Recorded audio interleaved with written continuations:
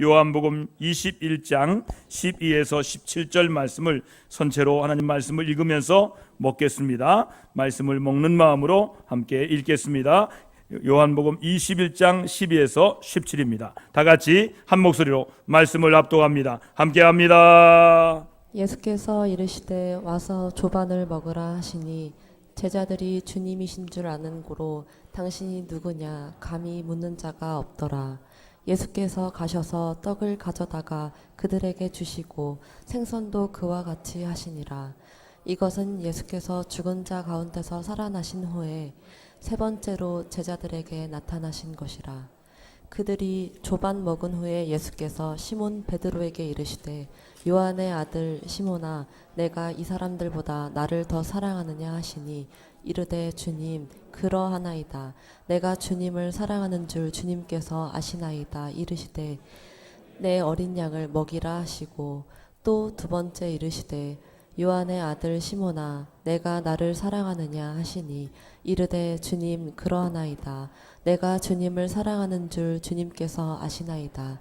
이르시되 내 양을 치라 하시고 세 번째 이르시되 요한의 아들 시몬아 내가 나를 사랑하느냐 하시니 주께서 세 번째 내가 나를 사랑하느냐 하심으로 베드로가 근심하여 이르되 주님 모든 것을 아시오매 내가 주님을 사랑하는 줄을 주님께서 아시나이다.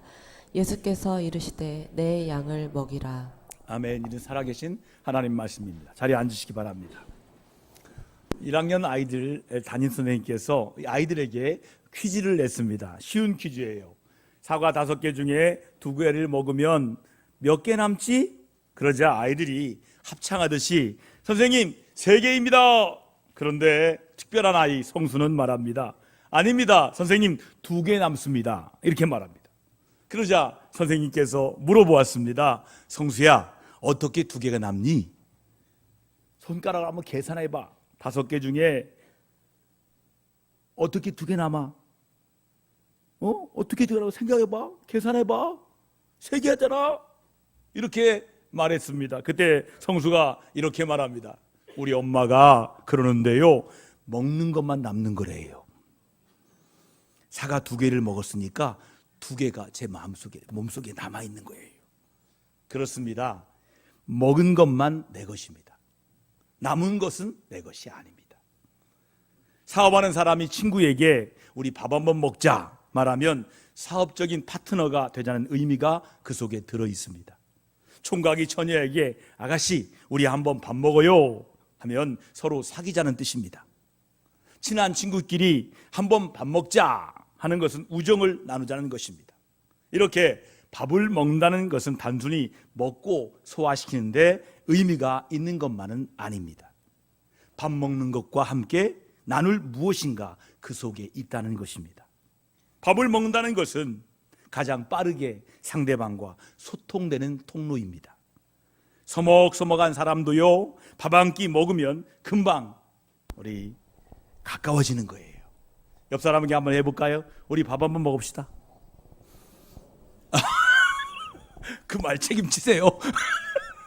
자, 우리 본문 말씀 같이 읽을까요? 9절, 12절, 13절 다 같이 한 목소리로 말씀을 먹는 마음으로 같이 읽습니다. 함께 합니다. 육지에 올라보니 숯불이 있는데 그 위에 생선이 놓였고 떡도 있더라.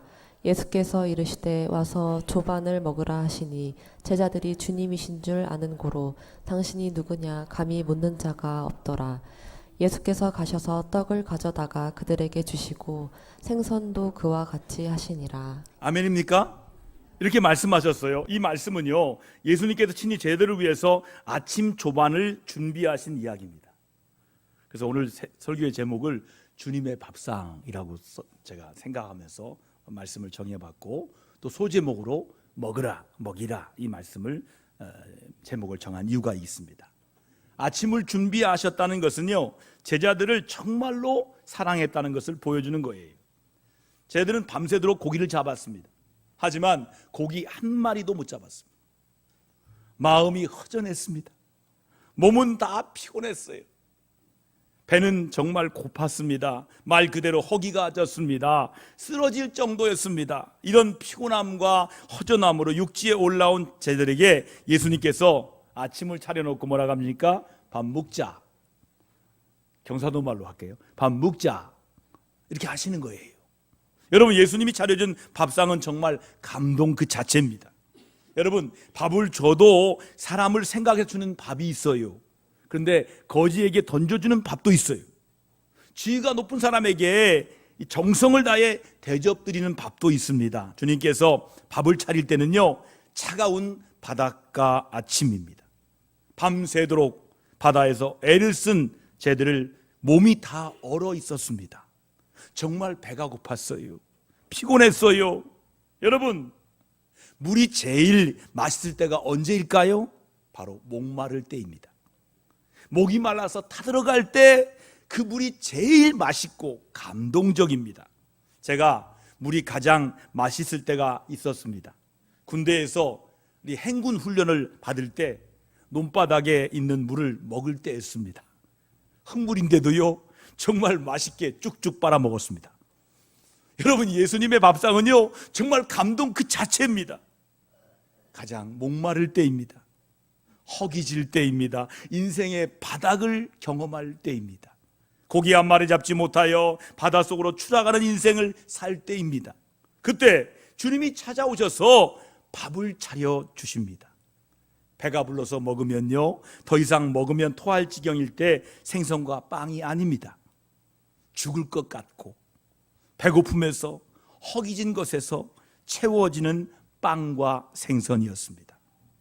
주님이 주신 양식은 허기지고 배고프고 목마른 자에게 주시는 양식임을 믿으시면 아멘 합시다. 여러분은 오늘 주님이 주시는 밥상에 초대되었습니다.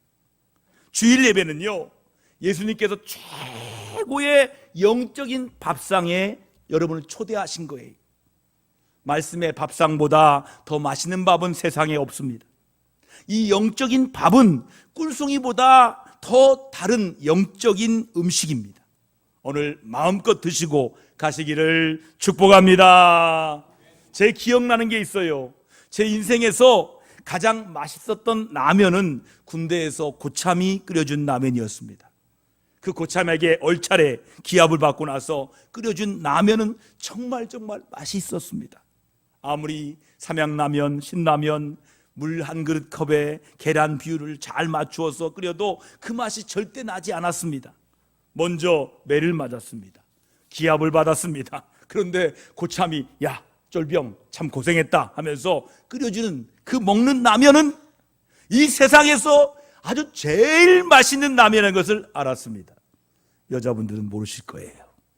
군대를 안 가셔서. 남자들은 알고 있어요. 장로님 알고 있죠? 네, 다 경험했어요. 이 라면 정말 맛있어요. 여러분요, 물맛은요, 목마름의 정도에 따라 결정이 돼요. 여러분, 배고픔은요, 허기짐의 정도에 따라서 맛이 결정이 됩니다. 우리가 주님을 찾는데 영혼이 목마른 사람은요, 주님을 찾기에 목마른 사슴이 시냇물 찾기에 갈급한 사슴처럼 갈급하게 되어 있습니다. 여러분, 인생에서요, 가장 만난 인생은 영혼이 목마를 때 주님의 밥상을 마주하는 거예요. 그래서 가장 맛있는 신앙은요, 영혼의 갈급함에서 나오는 거예요. 믿음의 갈망이 있는 사람은요, 주님을 만나는 기쁨이 있습니다.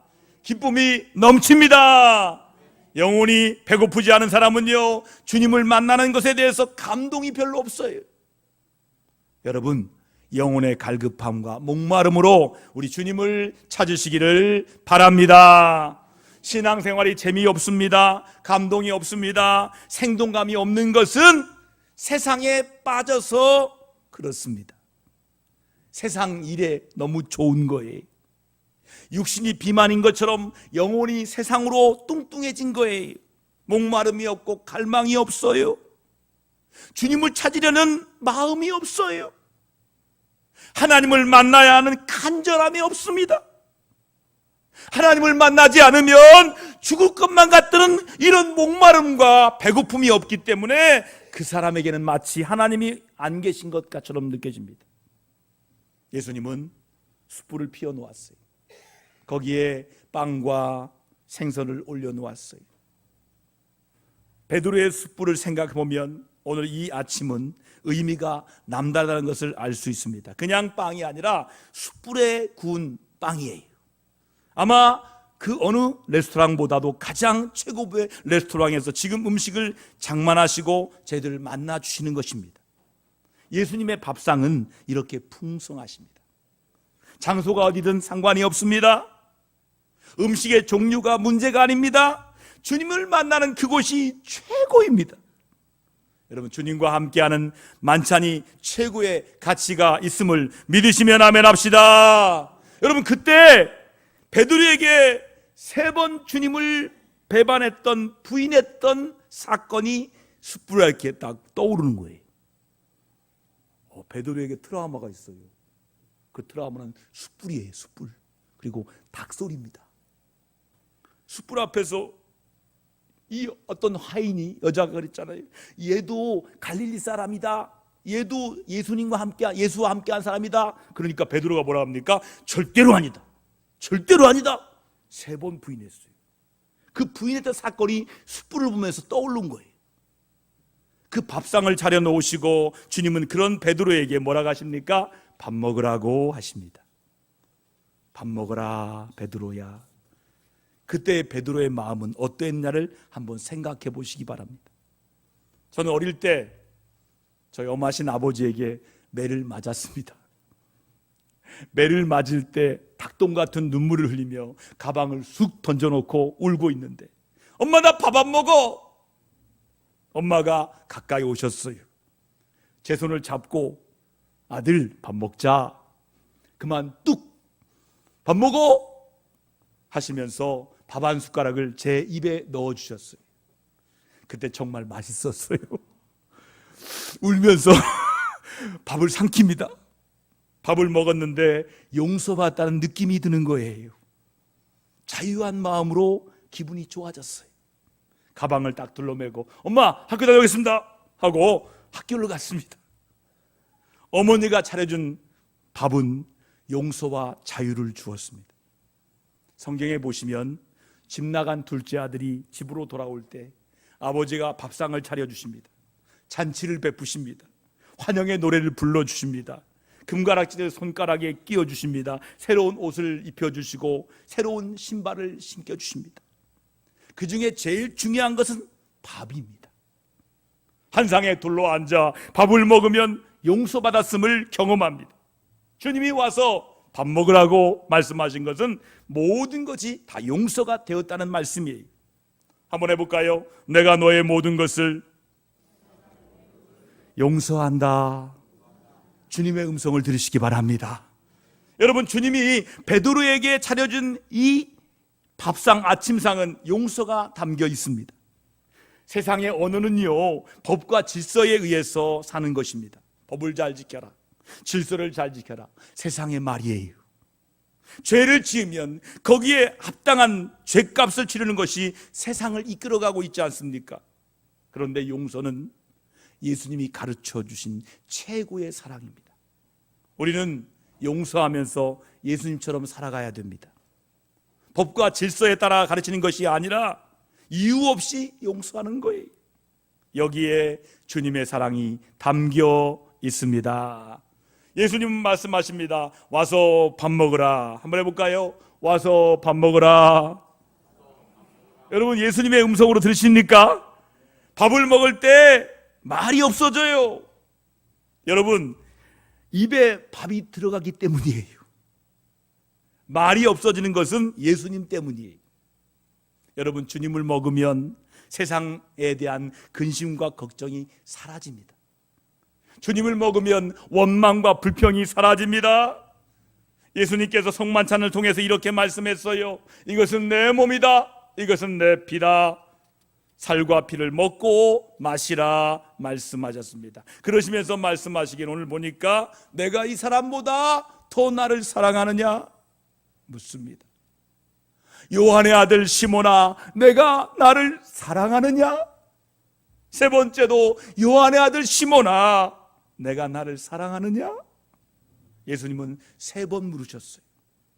예수님은 사람의 약함을 너무 잘 아십니다. 우리는 나쁜 일에는 반복하지 말라고 해도 그냥 반복이 돼요. 반복하는 것은 삶의 본질을 바꾸어 놓을 수 있습니다. 그래서 반복하는 것은 대단히 중요해요. 좋은 것을 반복하면 축복입니다.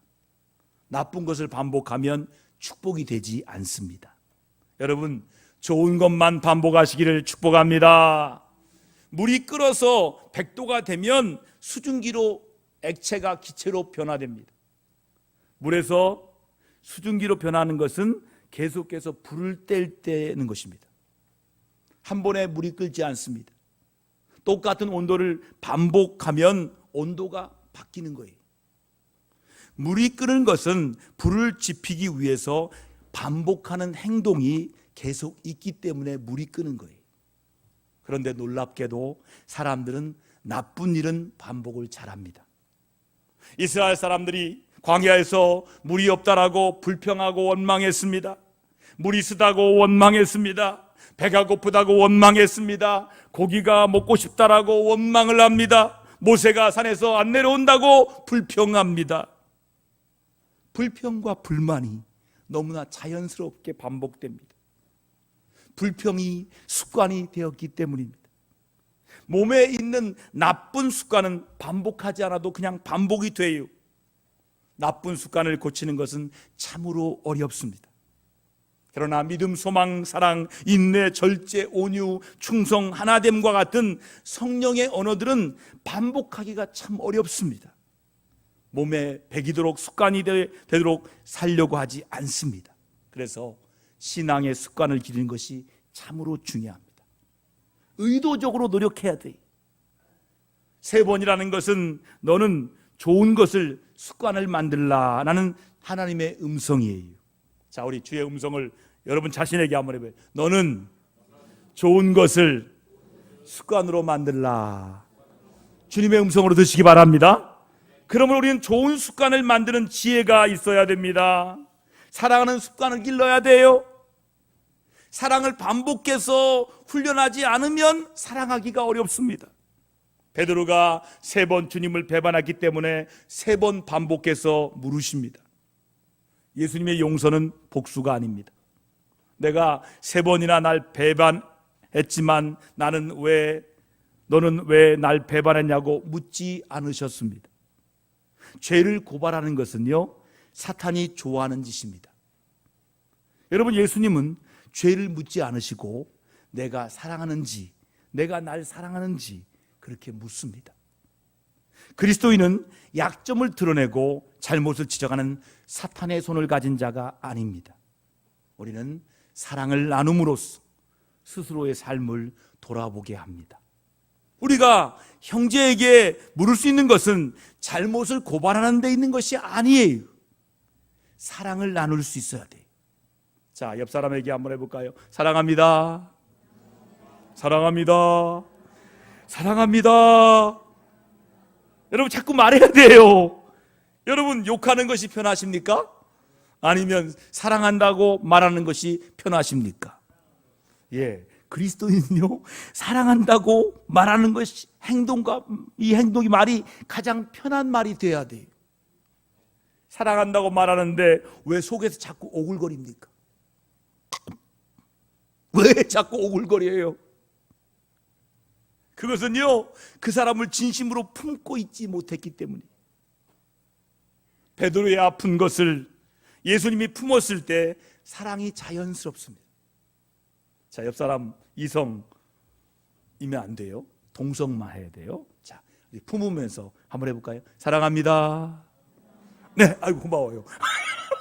아직도 못한 분이 계세요. 사랑합니다. 그러면 오글거리지 않잖아요. 오, 사랑합니다. 이 말은 그냥 하는 게 아니에요. 품으면서 하는 거예요. 우리 아이들에게 일로 와. 사랑해. 그 애들이 막 울어요. 여러분 주위에 나를 품기 원하는 분들이 참 많아요. 품으시면서 사랑해, 사랑합니다, 이렇게 전하시는 저와 여러분 되기를 주의 이름으로 축원합니다. 이별하여 헤어진 남녀에게 물어보았습니다. 형제님, 자매를 사랑했습니까? 자매님, 형제를 사랑합니까? 그러자 말하기를 옛날에는 사랑해 본 적은 있습니다. 그런데 지금은 사랑 못하겠다고 말합니다. 당연한 말입니다. 나에게 잘해주는 것이 받아 먹으면라고 하니 사랑을 못하는 거예요. 잘해주기만 바라는 거예요. 그게 사랑하지 못하는 거예요. 나에게 잘못을 해주었습니다. 나쁘게 대해주었습니다. 약점을 다 드러냈습니다. 그것을 품을 수 있어야 되는데도 사실은 품지 못하는 것이 우리들입니다. 그런데 어떻게 사랑합니까? 품을 수 있어야 오글거리지 않습니다. 상대방이 어떤 사람이든지 품을 수 있는 사람은 사랑한다고 말할 수 있습니다. 한 번 더 기회 줄게요. 사랑합니다. 엄마하고 딸이 왜 이렇게 그냥 사랑합니다. 그래요. 그냥 사랑합니다. 할렐루야. 사랑합니다. 품으시고 사랑한다고 진심으로 말할 수 있는 저와 여러분 되기를 축복합니다. 주님이 품으시고 사랑하신 성도 여러분, 우리는 지금까지 주님께서 먹으라 하시는 아침 밥상을 너무 맛있게 먹었습니다. 이제 주님께서 주시는 맛있는 밥을 먹은 사람은 다른 사람을 먹이는 사람이 되어야 합니다. 오늘 어린이 주일입니다. 우리 자녀들에게 우리 하나님의 지혜의 말씀을 먹여야 됩니다. 사랑의 말씀을 먹여야 됩니다. 용서의 말씀을 먹여야 됩니다. 자녀들에게 말할 때는 내 감정 들어가지 말아야 돼요. 나의 화를 자녀에게 표현하지 말아야 돼요. 여러분, 주님처럼 어린아이처럼 순수하게 여러분 자녀를, 여러분의 이웃을 사랑하는 마음으로 사랑의 밥을 먹이시는 성도님들, 영적인 아비, 어미 다 되시기를 주의 이름으로 축원합니다.